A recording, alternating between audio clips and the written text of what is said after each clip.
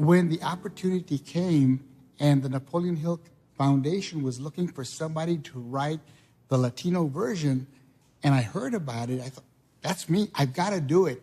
One of my favorite stories is the story of Jesse Trevino. He became one of the most famous and respected Latino artists in the country. His works hang at the Smithsonian Museum in Washington, D.C.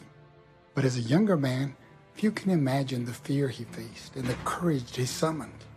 The year was 1967. The Vietnam War was raging, the draft was on, and Jesse received a telegram. Report in 3 days to your local draft office in San Antonio. And he decided to serve. He said, yeah, I want to go and do my part for my country. And all of a sudden, he was right in the middle of battle. Dear Mama, I'm a foot soldier patrolling the Mekong Valley in Vietnam. In just 3 months, half of my unit has been either killed or wounded. Every day I imagine being home, near to you.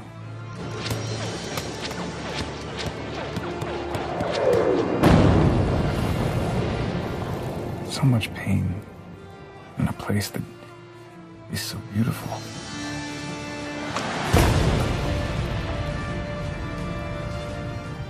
His right arm was on fire and all but severed at the elbow. The main artery in his leg was cut. He couldn't move. He was bleeding to death.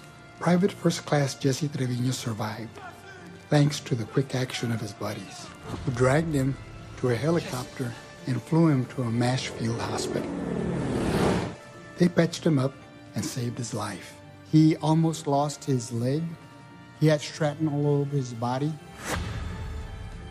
But he did lose his right hand. Now he was an artist, and his painting hand was gone.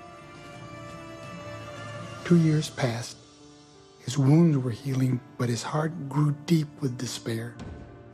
He agonized over the idea of what he could paint, or if he could. Then one day a thought, like a spark of light out of the darkness.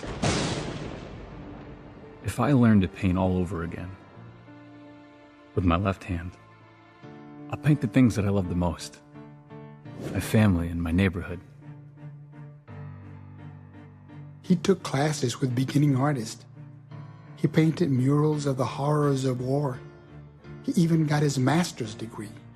Then he made the biggest discovery of all. The talent and knowledge needed to paint was in his mind, in his heart, not in his hand. And it had been there all along. With his left hand, he became one of the most successful artists in the United States and in the world. Today, as he talks about that experience, he feels that if that had not happened to him, he would not have been able to be the artist that he became, because it gave him a stronger determination.